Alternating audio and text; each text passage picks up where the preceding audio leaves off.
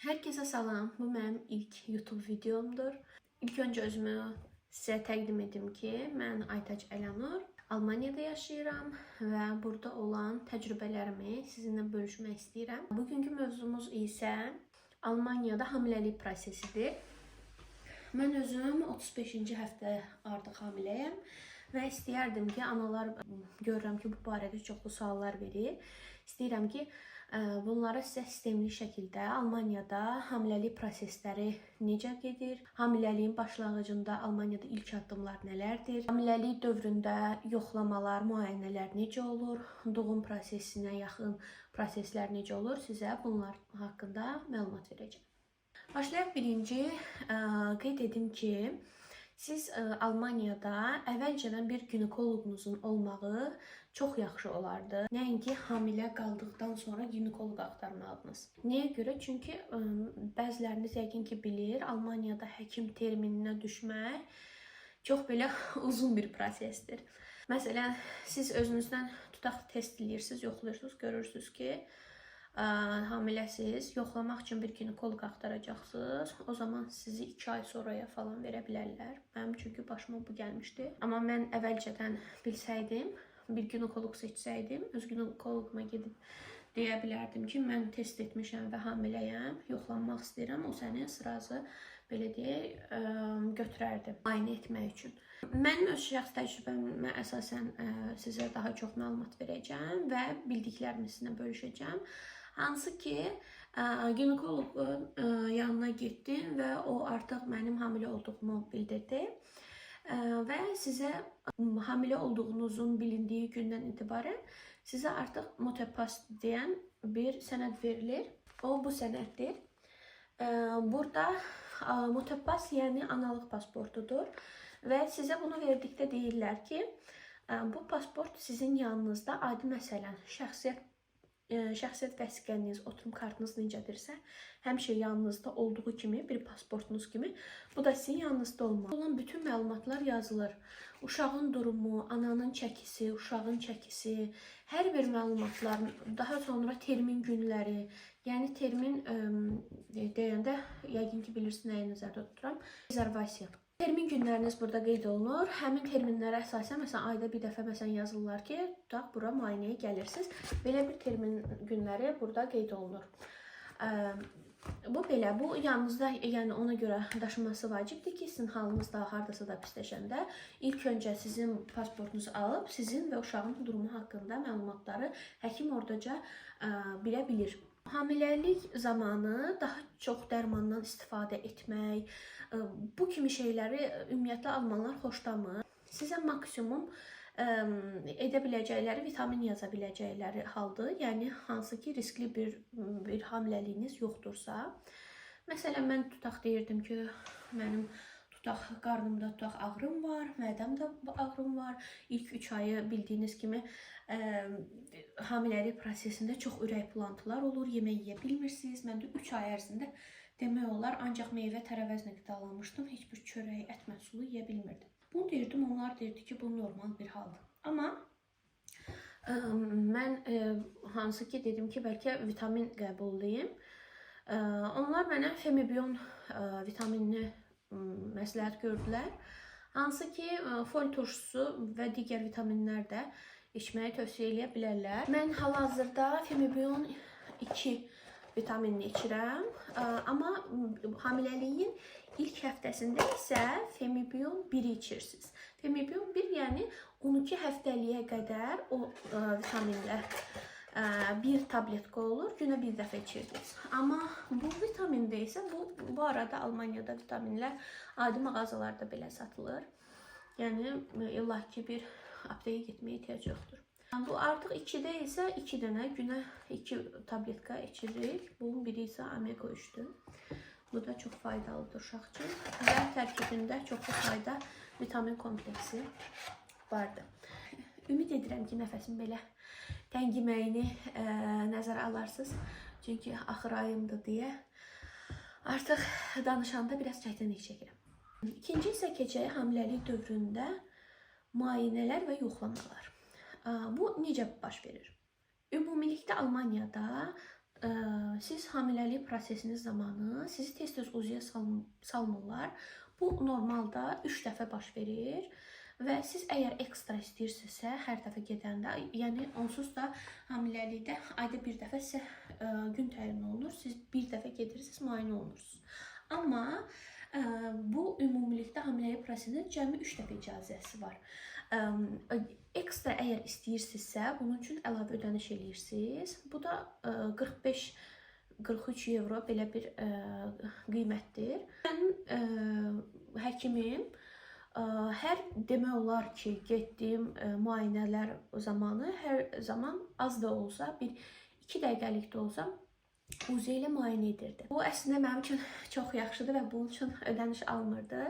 Ən azından hər dəfə uşağının başının, qarnının, sümüklərinin ölçüsünü alırdı və bu biraz adamı, ananı rahatlaşdırır. Amma Azərbaycanda, məsələn Türkiyədə bilirik ki, bu kimi hər zaman nə vaxt istəyirsənsə gedib UZI-nə baxdıra bilərsən.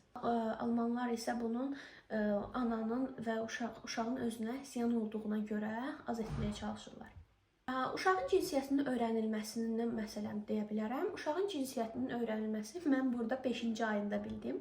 Bizdə hardasa 3-cü ayından artıq məlum olur. Amma əslində Almaniyada 14-cü həftəyə qədər ümumiyyətlə cinsiyyəti demək bilsələr belə qadağandır.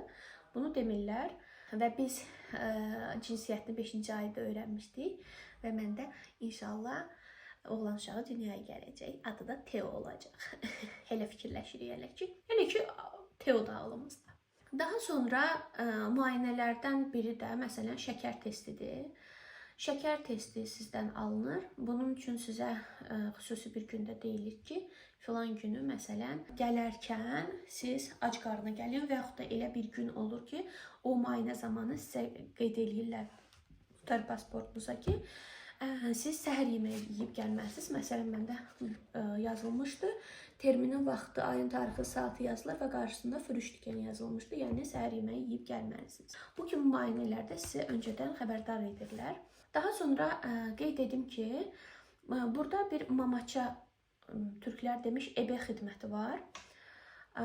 Bu nədir və necə baş verir? Əgər sizin sığortanız varsa, sizin sığortanız olduğuna görə siz əlavə olaraq ebe xidmətindən, yəni mamaça xidmətindən istifadə edə bilirsiniz. Burada ebeni tapırsınız. Həmən bu, belə deyək, mamaça sizin gəlir evinizdə, sizin uşağınızı yoxlayır. Yəni uşağı deyəndə qarnını ölçürlər, sizin təzyiqinizi ölçürlər. Belə şikayətləriniz falan varmı? Ayda bir dəfə o da gəlir. Ümumən, məsələn, ay ərzində ayda bir dəfə sizin həkim termininiz olur. Bir dəfə də elə bir ki, 2 həftədən bir sonra mamaça gəlir. Bu elə bir ay ərzində 2 dəfə müayinə olunursunuz və bu sizin ana olaraq içinizi rahat edir. Daha sonra müayinələrdən biri də genetik analizdir. Hansı ki, bu genetik analiz sizin öz istəyinizə uyğun olaraq edilir və bu sığortaya daxil deyil. Bunun üçün 198 evro biz pul ödədik.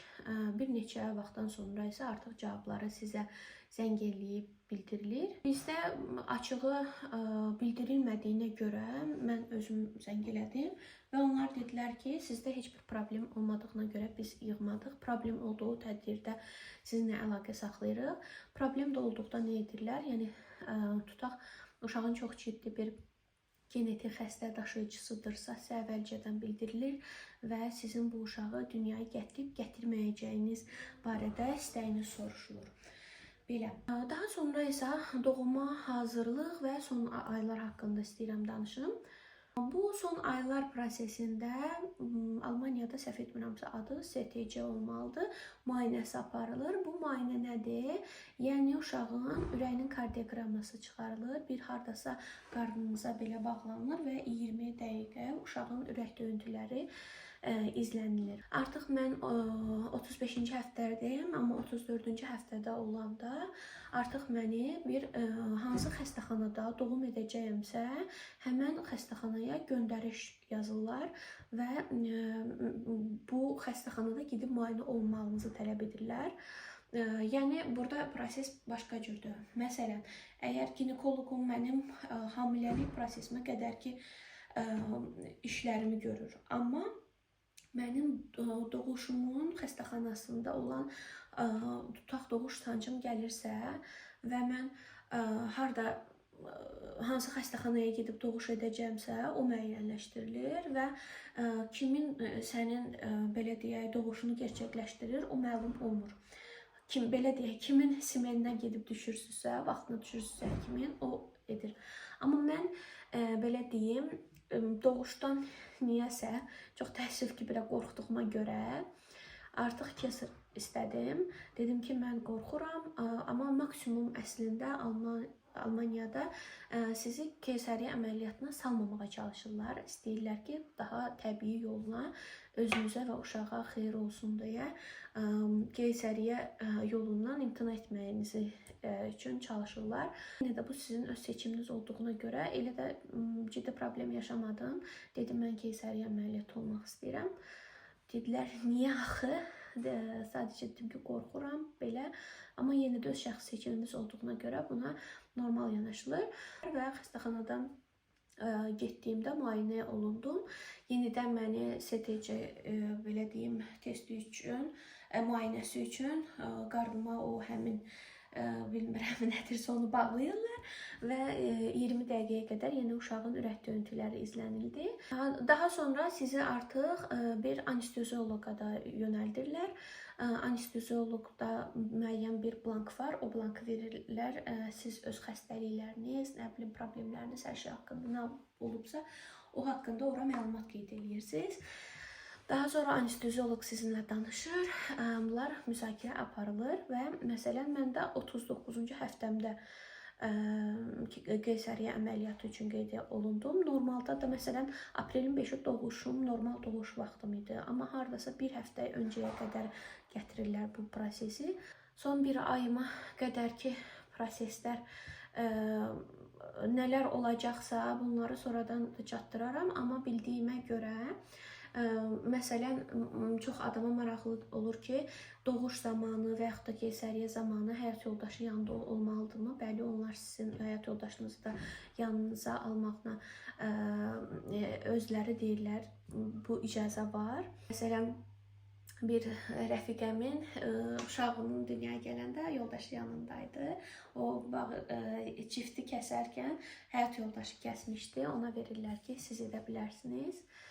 Daha sonra doğuş zamanı artıq gerçəkləşir və siz xəstəxanada olanda sizin həyat yoldaşınızın yanında qalması üçün ekstra bir ödəniş etməlisiniz. Amma belə adi halda isə, yəni bunlar hamısı sığortaya daxildir.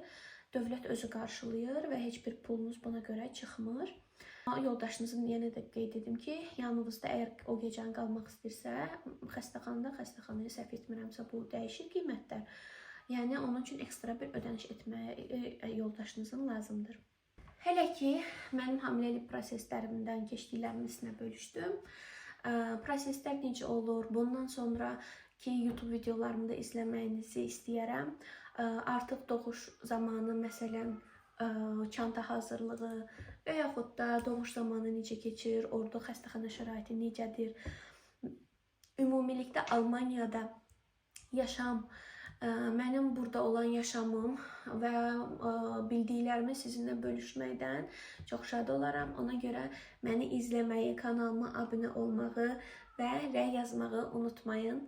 Təşəkkür edirəm izlədiyiniz üçün. Hələlik.